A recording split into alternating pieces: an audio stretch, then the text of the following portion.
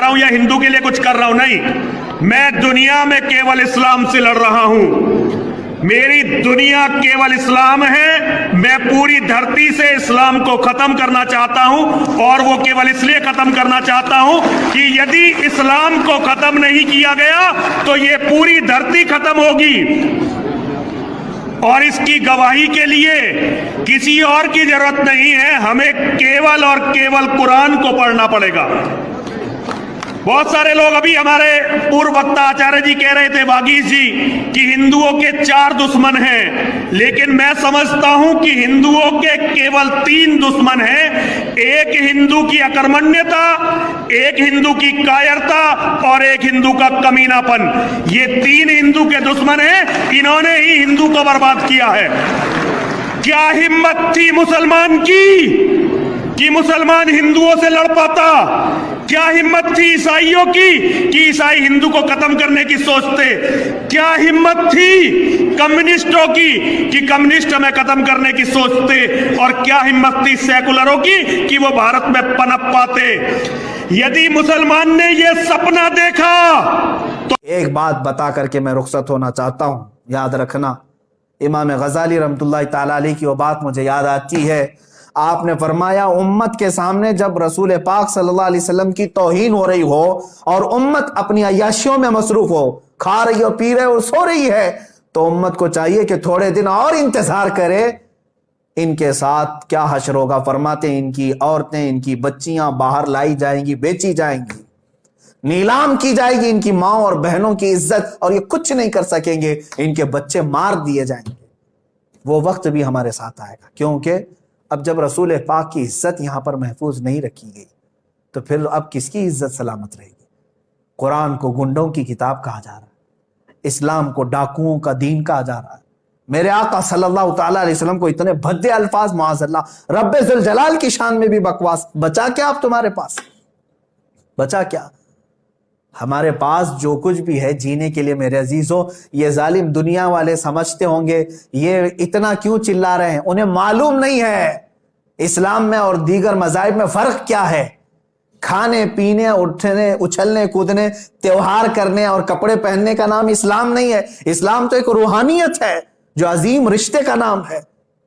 अगर रसूल पाक सल्लल्लाहु ताला अलैहि वसल्लम से इसका रिश्ता नहीं है तो इस्लाम ही नहीं है इसके पास। बमुस्तफा रसाम खैश के दी हमाऊस, इकबाल ने कहा है, अपने आप को रसूलुल्लाह तक पहुंचा दे, यही दीन है। अगर बउन रसीदी तमाम अबू लहबीस, अगर तू रसूल पाक तक नहीं पहुंचा तो तेरे में और अबू लहब में कोई फर्क नहीं है। वो तो हुजूर के बहुत करीब था, चाचा था, लेकिन पहुंचा नहीं रसूलुल्लाह तक। मेरे अजीजों, ये एक बात याद रख लें कि रसूल पाक सल्लल्लाहु ताला अलैहि वसल्लम की तौहीन हो रही हो और उम्मत खामोश रहे तो तुम्हारे साथ अब जो मुस्तकबिल में होने वाला है वो बहुत खतरनाक है, बहुत खतरनाक है। आज अगर बेदार नहीं हुए तो फिर तुम बहुत दिनों तक पछताओगे। मुआज़ल्लाह रब्बिल आलमीन, एक शख्स ने ये तहरीर लिख करके कहा था, सऊदी अरब में जिद्दा के कुछ घरों में मुसलमान बच्चे बाहर पढ़ने के लिए गए और वापस आकर के अपने माँ बाप से पूछते हैं, हु इज द मोहम्मद?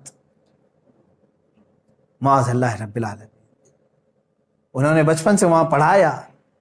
उस एक राइटर ने एक तहरीर लिख करके कहा था कि मुसलमानों, शायद तुम्हारे साथ भी यही हो जाए कि दुश्मन हर जगह से तुम्हारा ईमान और तुम्हारे इश्क़ रसालत का दुश्मन हर चीज सल्ब करने के लिए तैयार है। और एक बड़ी बात, एक बड़ी खानकाह, हमारी मुअज़्ज़म खानकाह हिंदुस्तान की, उनके सज्जादा नशीन, अल्लाह रब्बुल इज़्ज़त उनकी उम्र दराज फरमाए, हज़रत ने मुझसे एक बड़ा जुमला कहा, मैं बतौर नसीहत करता हूँ। वो रो रहे थे बात करते करते, कह रहे थे कि जब रसूल पाक सल्लल्लाहु ताला अलैहि वसल्लम की इतनी तौहीन हो गई तो अब यहाँ जीने का मज़ा क्या है, खाने में क्या मज़ा रह गया है। वहाँ तो हज़रत अबू बकर सिद्दीक़ रज़ियल्लाहु ताला अन्हु, एक शख्स आया कासिद हुजूर की दाढ़ी शरीफ की तरफ हाथ करके बात कर रहा था, तो हज़रत अबू बकर को बर्दाश्त नहीं हुआ। आपने हाथ उसका झटक दिया और कहा, दोबारा अगर हाथ उठा तो तेरे जिस्म के साथ हाथ भी नहीं रहेगा, हुजूर से बात कर रहा है तो। ये उनका जज्बा था। और सलाहुद्दीन अय्यूबी की बात मैंने कहा, बुरनुस ने सिर्फ इतना कहा था, एक मुसलमान काफिले को लूट करके बुलाओ अपने मोहम्मद को मदद के लिए, حضرت صلاح الدین ایوبی کو جب یہ بات پتہ چلی کہ ایک عیسائی جرنل نے میرے آقا کے بارے میں ایسا جملہ کہا ہے، تو جانتے ہیں 2.5 سال تک صلاح الدین ایوبی بستر پر نہیں سوئے، 2.5 سال تک بستر پر نہیں سوتے تھے، اور اپنے پیر لمبے نہیں کیا اور کہا کہ جب تک اس گستاخ رسول کو پکڑوں گا نہیں میں تب تک بستر پر نہیں سوؤں گا۔ آج ہمارے حالات کیا ہیں؟ سارے عیش مزے سب تو ویسے ہی چل رہے ہیں۔ علماء اور خانقاہیں، آپ کیا سمجھتے ہیں خانقاہیں کس کے نام پر چل رہی؟ رسول پاک صلی اللہ علیہ وسلم کے نام پر۔ اگر آج حرکت نہیں آئی ہمارے اندر تو پھر سب کچھ چھین لیا جائے گا، کوئی چیز باقی نہیں رہے گی تمہارے ہاتھ میں، کوئی چیز نہیں۔ مٹتے ہوئے بھی ہم نے دیکھا ہے بہت سارے لوگوں کو، تاریخیں ختم ہو جاتی ہیں، قومیں پوری کی پوری ختم کر دی جاتی ہیں اگر میرے آقا صلی اللہ تعالیٰ علیہ وسلم سے وفاداری نہیں کی۔ میں آپ سے پوچھتا ہوں، مسلمانوں سے بھی، علماء سے بھی، ارے زندگی بھر رسول پاک کا نام لے لے کر کے کھاتے رہے، زندگی بھر انہی کا صدقہ تو کھاتے رہے، جب میلاد آئے تو حضور کے نعتیں، قصیدے، سب ہماری تقریریں، ہماری زندگیاں حضور کے نام پر ہی تو کھا رہے ہیں۔ آج جب رسول پاک کی شان پر ہرزہ سرائی ہو رہی ہے تو ہماری حرکت دیکھی جائے، یہ امتحان کا وقت ہے، یہ ہمارے امتحان کا وقت ہے۔ میں آج یہاں عام طور پر میسج دیتا ہوں پورے علماء، ایک ساتھ آواز اٹھاؤ، ایک ساتھ آواز اٹھاؤ۔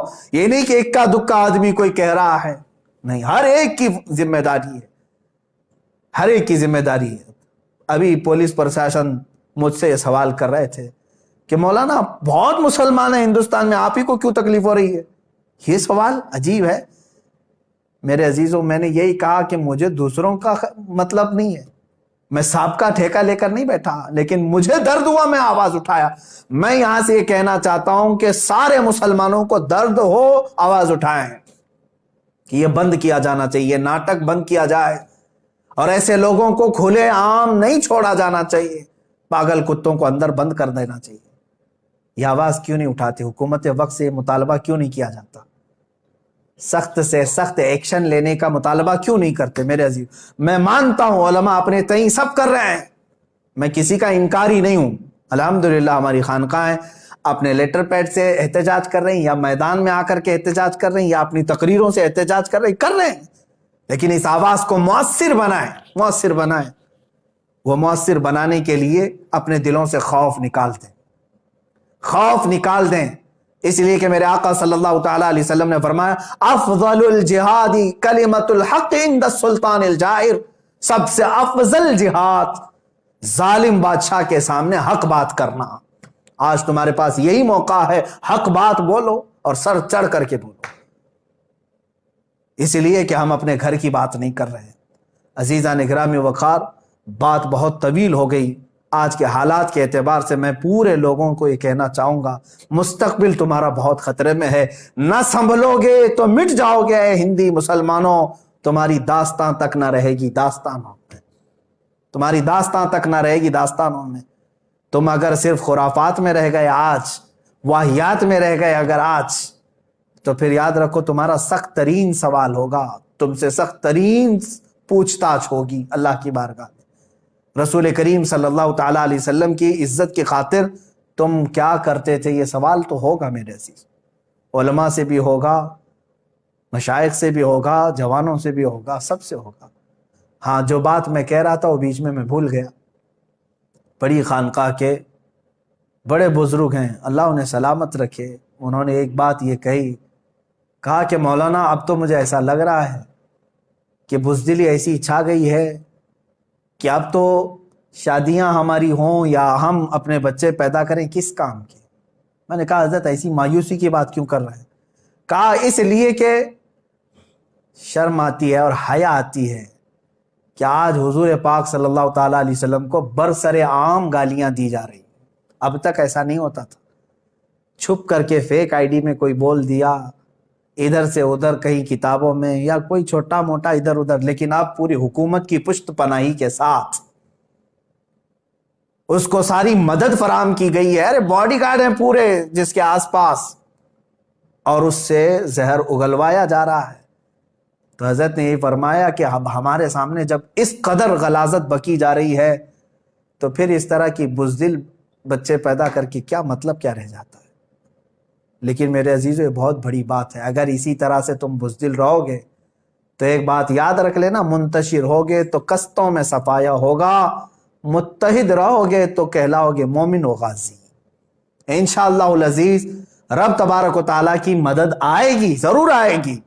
100% سے بھی زیادہ ہمیں یقین ہے کہ مولا ہماری مدد فرمائے گا. لیکن شرط یہ ہے ان کنتم مؤمنین، تم رسول پاک سے وفا کرنا سیکھ جاؤ. تم ساری چیزیں، غلط چیزیں چھوڑو اور کہو ابھی امی فدا کا یا رسول اللہ، اے اللہ کے رسول میں اپنا سب کچھ آپ پر نثار کرتا ہوں، قربان کرتا ہوں. دیکھو پھر اللہ کی مدد کیسے آئے گی. رب تبارک و تعالیٰ کہنے سننے سے زیادہ ہمیں عمل کی توفیق عطا فرمائے. رسول کریم صلی اللہ تعالیٰ علیہ وسلم کی بارگاہ میں ہم سب کو مولا تعالیٰ سرخرو رکھنے کی توفیق عطا فرمائے. وآخر دعوانا ان الحمد للہ رب العالمین.